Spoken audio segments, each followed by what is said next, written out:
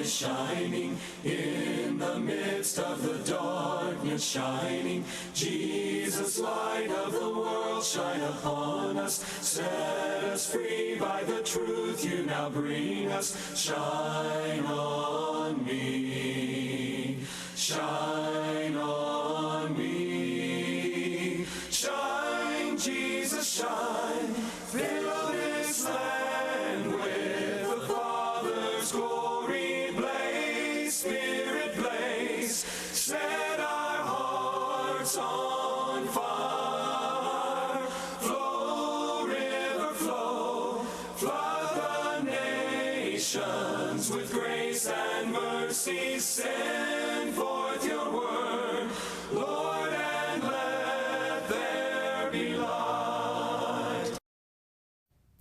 Good morning and welcome to Let the Bible Speak. My name is Alex Meredith.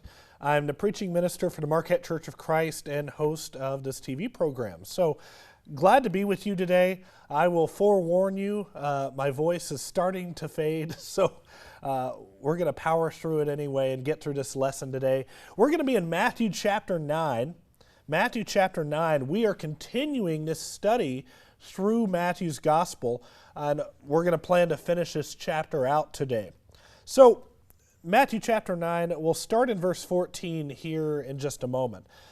What I wanted to get to first is, you know, it's kind of funny when you go back and look at the Old Testament and you look at the way that God's people are described. There are a lot of different things that are said about them, some of them good, most of them pretty bad. But there's this one common thread that appears repeatedly in the Old Testament in reference to God's nation of Israel, in reference to God's people. And it's this analogy of scattered sheep, particularly scattered sheep without a shepherd. So, for instance, over in Numbers chapter 27, God, through Moses, is going to appoint congregational leaders over the individual tribes. And he's doing this in order to protect Israel from becoming like scattered sheep. Listen to this description. This is Numbers 27, verse 17. So the leaders, it's talking about the leaders, who shall go out before them and come in before them, who shall lead them out and bring them in, that the congregation of the Lord may not be as sheep that have no shepherd. So there's that action that's taken to make sure that they're not like sheep without a shepherd. And then over in 1 Kings chapter 22, the prophet Micaiah is prophesying against King Ahab, and he tells him, look, this is the current state of Israel. So he says in 1 Kings 22, verse 17, I saw all Israel scattered on the mountains as sheep that have no shepherd. And then over in the book of Ezekiel, the prophet Ezekiel describes the failure of Israel's leaders. And Israel's spiritual leaders were often referred to as shepherds. And so, over in Ezekiel 34, as he's discussing this topic of the failed leadership, he says in Ezekiel 34, verse 5, so they were scattered because there was no shepherd, and they became food for all the wild beasts. My sheep were scattered. So you have that description of scattered sheep without a shepherd over and over again appearing to describe the people of God. Well, if we fast forward about 800 years or so, it turns out not much has really changed. So I mentioned we're going to be in Matthew chapter 9. We are, for now, going to start in verse 14, and we're actually going to take this to the end of the chapter. So listen to this, Matthew chapter 9, starting in verse 14. I want you to see the turmoil that's taking place in the days of Jesus. Then the disciples of John came to him, that is, they came to Jesus, right, saying, why do we and the Pharisees fast, but your disciples do not fast? And Jesus said to them, can the wedding guests mourn as long as the bridegroom is with them? The days will come when the bridegroom is taken away from them, and then they will fast. No one puts a piece of unshrunk cloth on an old garment, for the patch tears away from the garment, and a worse tear is made. Neither is new wine put into old wineskins. If it is, the skins burst and the wine is spilled, and the skins are destroyed. But new wine is put into fresh wineskins, so both are preserved. While he was saying these things to them, behold, a ruler came in and knelt before him, saying, My daughter has just died, but come and lay your hand on her, and she will live. And Jesus rose and followed him with his disciples. And behold, a woman who had suffered from a discharge of blood for 12 years came up behind him and touched the fringe of his garment. For she said to herself, If I only touch his garment, I will be made well. Jesus turned, and seeing her, he said, Take heart, daughter, your faith has made you well. And instantly the woman was made well. And when Jesus came to the ruler's house and saw the flute players and the crowd making a commotion, he said, Go away, for the girl is not dead, but sleeping. And they laughed at him. But when the crowd had been put outside, he went in and took her by the hand, and the girl arose. And the report of this went through all that district. And as Jesus passed on from there, 2 blind men followed him, crying aloud, Have mercy on us, Son of David. When he entered the house, the blind men came to him, and Jesus said to them, Do you believe that I am able to do this? They said to him, Yes, Lord. Then he touched their eyes, saying, According to your faith, be it done to you. And their eyes were opened, and Jesus sternly warned them, See that no one knows about it. But they went away and spread his fame through all that district. As they were going away, behold, a demon-oppressed man who was mute was brought to him. And when the demon had been cast out, the mute man spoke, and the crowds marveled, saying, Never was anything like this seen in Israel. But the Pharisees said, He casts out demons by the prince of demons. And Jesus went throughout all the cities and villages, teaching in their synagogues and proclaiming the gospel of the kingdom and healing every disease and every affliction. When he saw the crowds, he had compassion for them because they were harassed and helpless like sheep without a shepherd. Then he said to his disciples, The harvest is plentiful, but the laborers are few. Therefore pray earnestly to the Lord of the harvest to send out laborers into his harvest. So this passage is a conglomeration of several events, right? Now, if you look at this, at least with the first several of them, the first 4, all of these are occurring in really rapid succession. Did you notice that? So it said, so the whole deal with the Pharisees and the disciples of John came up, and it says, while he was saying these things to them, and then immediately after he left there, in verse 27, these other 2 men came up. While he was trying to deal with this woman's daughter, he was interrupted by this other woman who needed his help. It was just one thing after another. Now, each of these events, in and of themselves, is interesting, it's fascinating on its own, but collectively, they tell a story of a nation in desperate need of help, right? So what we're going to do is we're going to take a quick look at each of these events individually, and then we're going to bring it all together and see what we can learn from it as a whole. So let's start out with the first one. In verses 14 through 17, you have this issue of John's disciples coming up to Jesus. Why is it that we fast all the time and we do all these really pious things, and yet your disciples, they're not fasting. In fact, they're acting like it's a party 24/7. And Jesus, he turns to this kind of interesting illustration or analogy. He talks about new and old wineskins. But the basic point that he makes is pretty simple. He says, look, it's not time.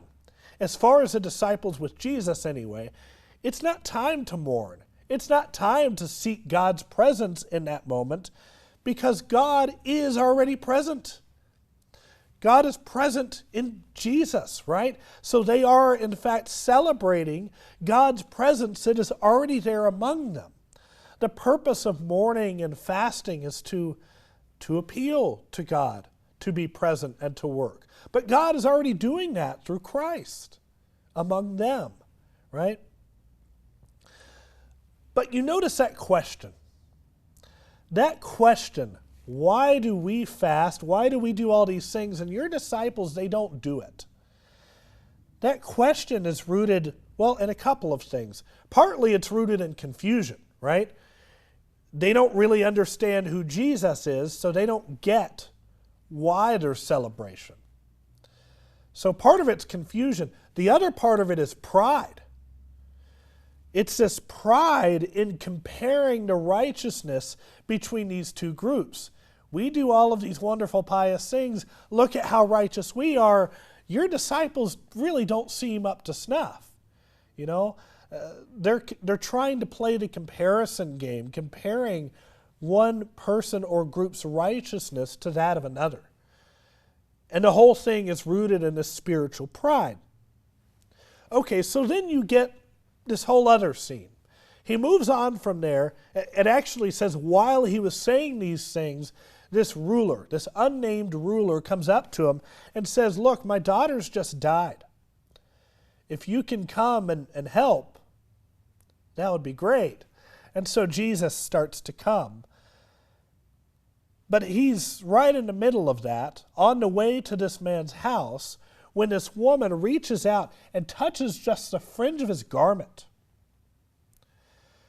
And she had this faith, right? I know that all I have to do is just touch the garment and I'll be made well.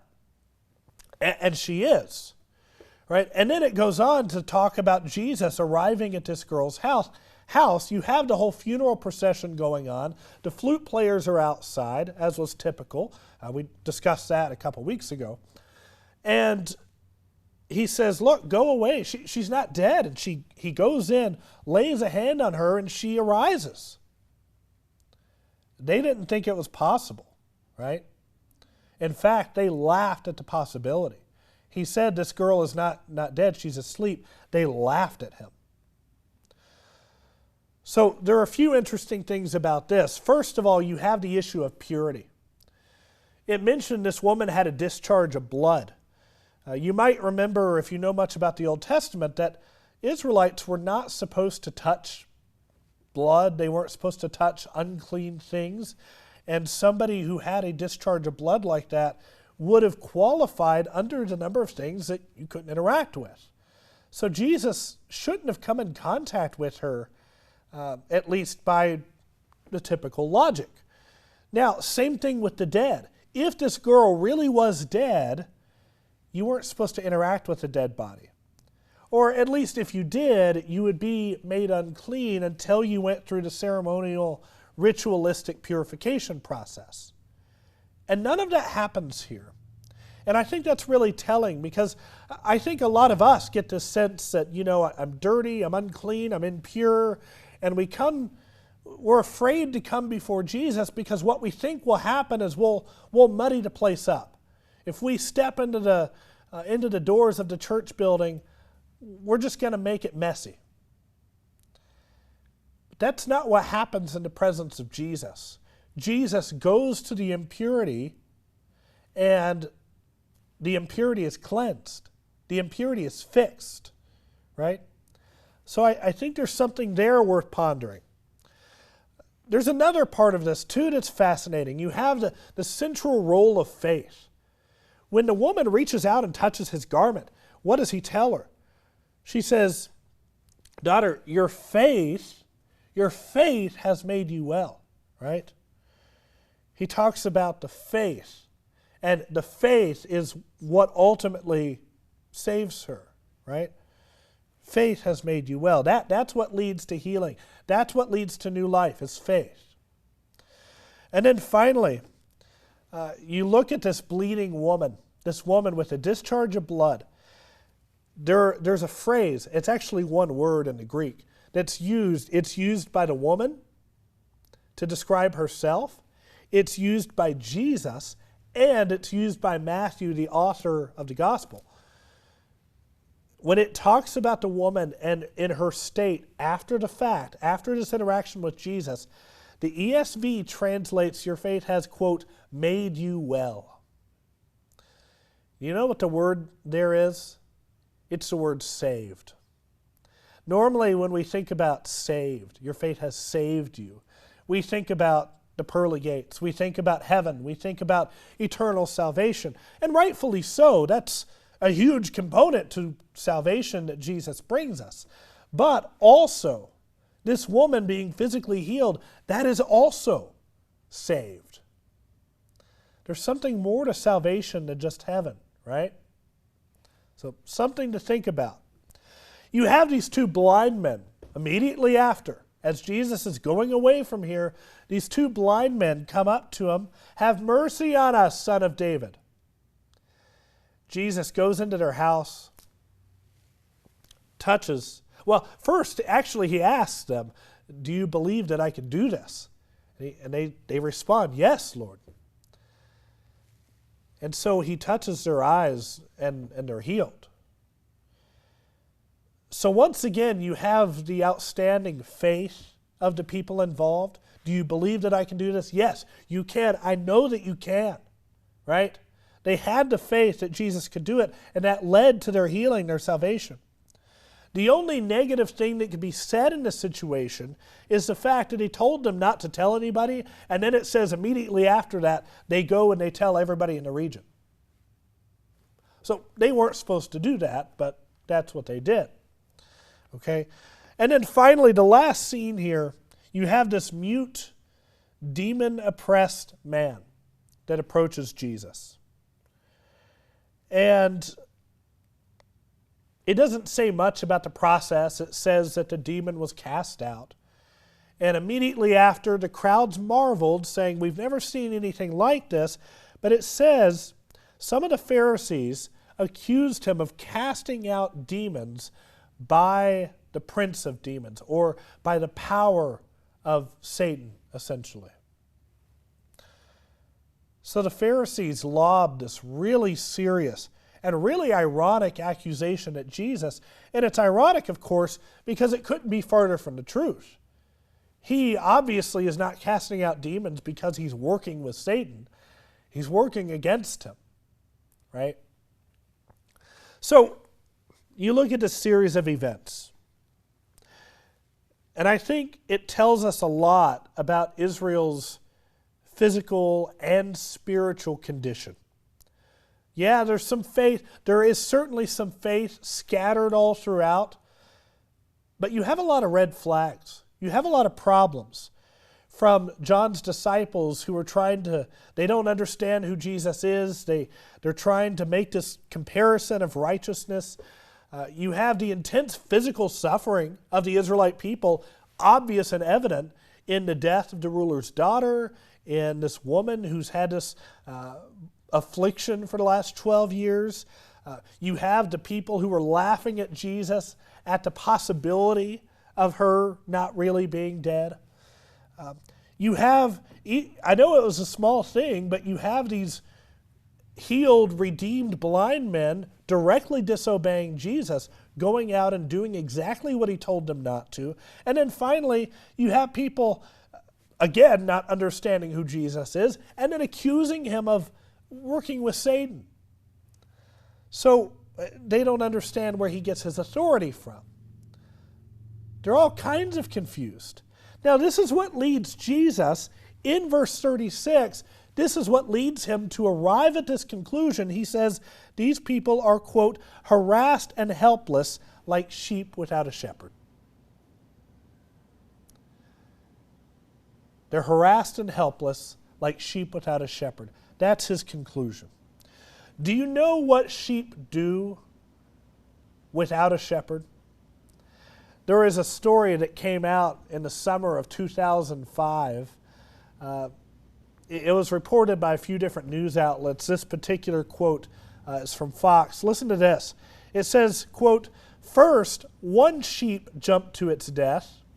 Then stunned Turkish shepherds who had left the herd to graze while they had breakfast, watched as nearly 1,500 others followed, each leaping off the same cliff. One sheep jumps off the cliff, and the famous question is, if your friend jumps off a cliff, would you do the same thing? Well, 1,500 other sheep followed suit, even after the first one jumped to its death. Ligonier Ministries published a commentary. It was actually on Mark chapter 6, but it was on the same topic of sheep without a shepherd. And here's another perspective about sheep and their total, absolute incapacity for independence. They said, quote, "Without a shepherd, sheep move about aimlessly, wandering here and there, getting lost, and generally paying little heed to the dangers around them." Well, fast forward about 2,000 years, I'm not so sure that too much has changed. The world is still full of both physically and especially spiritually lost sheep. Would you agree? So, Jesus has a solution to this. Jesus' solution he presents in Matthew 9, 37 and 38. He says, and notice he switches away from the analogy of the sheep and he switches to an agricultural talking about plants now. He says, quote, "The harvest is plentiful, but the laborers are few. Therefore, pray earnestly to the Lord of the harvest to send out laborers into his harvest."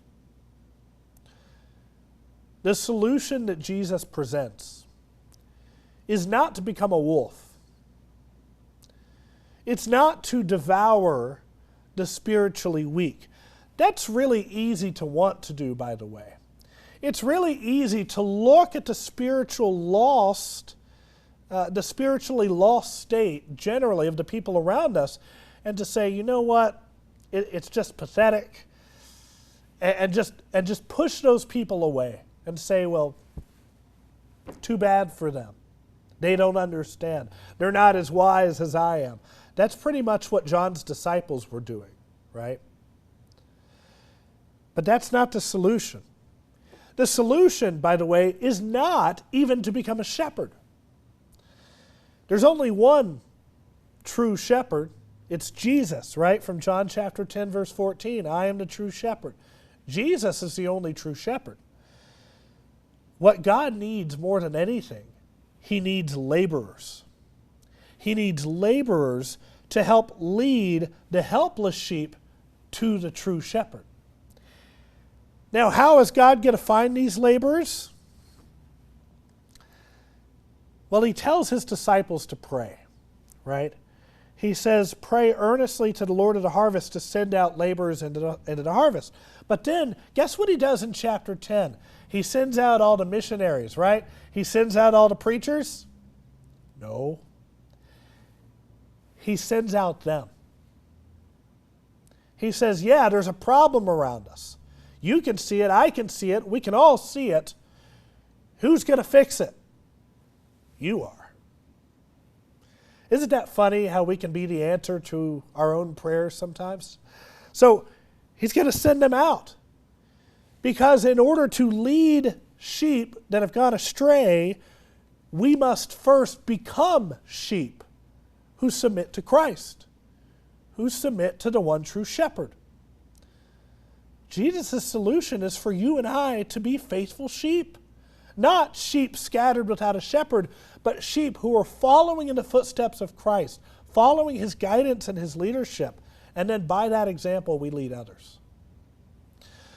So let's bring it home for a second here. This passage tells us a lot about the church's mission.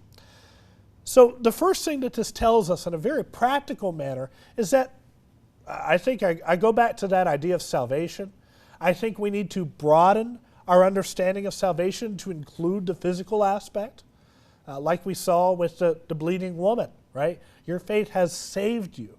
I think if we're going to save this community, we need to be active in caring for it physically.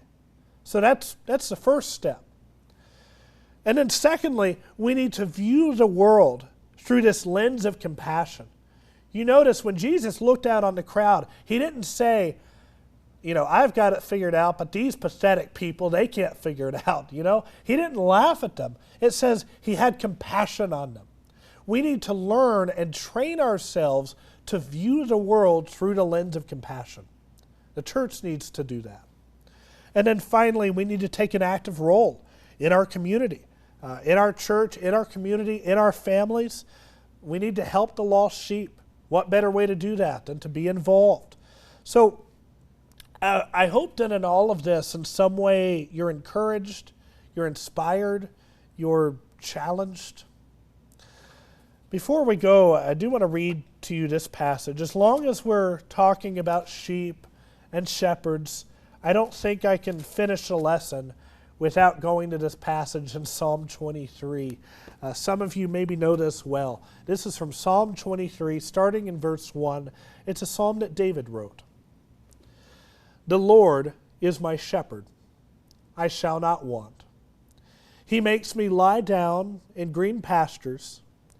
He leads me beside still waters. He restores my soul. He leads me in paths of righteousness for his name's sake. Even though I walk through the valley of the shadow of death, I will fear no evil, for you are with me. Your rod and your staff, they comfort me. You prepare a table before me in the presence of my enemies. You anoint my head with oil, my cup overflows. Surely goodness and mercy shall follow me all the days of my life, and I shall dwell in the house of the Lord forever. Before we go, I want to tell you about some of the resources we have to offer.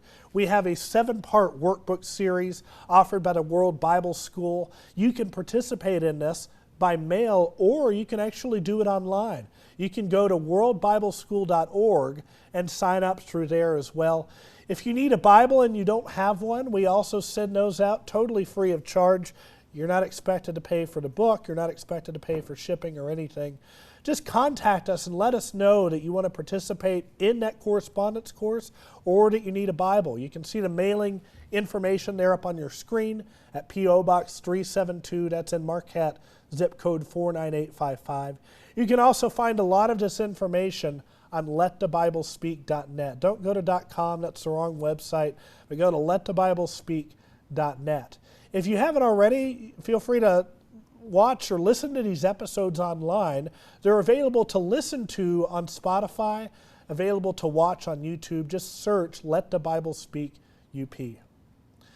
I want to thank you for joining me here this morning. If you're watching this in about 30 minutes at 11 a.m. over at Presque Isle Park, the Marquette Church of Christ is hosting our Praise at the Park. Come join us out there. We're going to be under the Presque Isle Pavilion. That's at 3 Peter White Drive at 11 a.m. Hope you can join us. Thank you for joining us today. See you next week.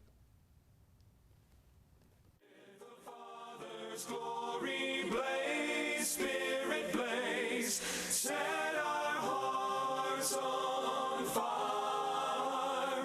Flow, river flow, flood the nations with grace and mercy. Send